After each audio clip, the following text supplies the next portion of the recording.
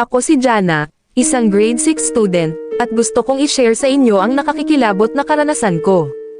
Naganap ang nakakikilabot na pangyayari nung ako'y pinauwi ni ate sa bahay ni mama.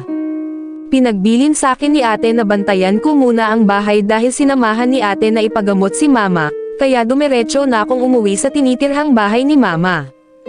Hiwalay ang aking magulang at nag-iisang naninirahan si mama sa isang maliit na apartment. Kaya naisip ko para makatulong kay ate, pumayag na kong umuwi sa tinutuluyan ni mama. Noon pa man takot na ko kay mama, dahil grabe niya ako paluan kapag nagagalit siya. Para siyang halimaw kapag nagagalit siya sa amin ni ate nung kasakasama pa namin siya. Ngunit hindi naging maayos ang pagsasama nila papa kaya napagpasyahan nilang maghiwalay na lang, at doon kami kay papa titira. Alas 6 ng gabi na ko nakauwi sa bahay ni mama dahil tinapos pa namin ng classmate ko ang aming project na ipapasa namin next week. Natakot ako kasi, baka nakauwi na sila ate habang ako'y papauwi palang patungo sa bahay ni mama. Nang ako'y makarating sa tapat ng bahay, nakita ko na nakalock pa ang pinto kaya gumaan ang pakiramdam ko dahil alam kong magkasama pa sila ate at mama para magpagamot. Binuksan ko ang pinto ng bahay at dali-dali ako pumasok para maglinis dahil ang dumi at wala sa mga ayos ang mga gamit ni mama. Pagkatapos kong maglinis, humiga muna ako sa sofa para magpahinga, hanggang sa ako'y makatulog. Nagising ako sa gulat dahil may malakas na kalampag akong narinig sa tapat ng pinto ng bahay. Nagtaka naman ako dahil alas 9 na ng gabi at wala pa rin sila mama at ate sa bahay.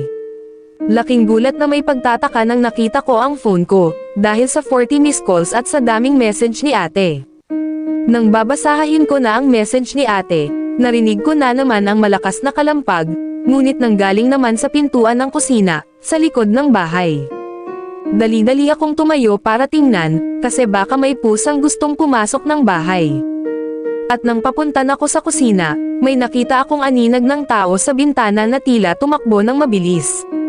Kaya pumunta ako kagad sa pinto ng kusina para buksan at tingnan kung may tao ba.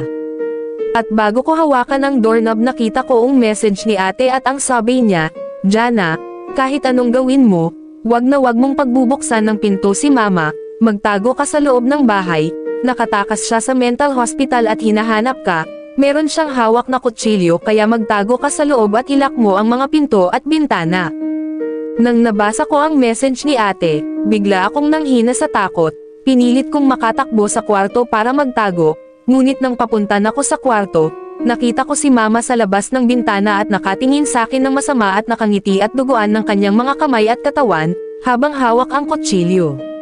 Nagmakaawa siya sa akin na tumatawa at sinabi na, "Jana, buksan mo ang pinto, papasukin mo ko," at nang isunod nakita sa tatay mo. "Buksan mo ang pinto Jana. Buksan mo."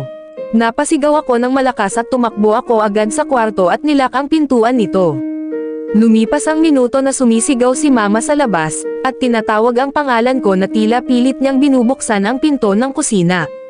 Di kalaunan, tumahimik bigla at may naririnig akong yapak sa loob ng bahay galing kusina.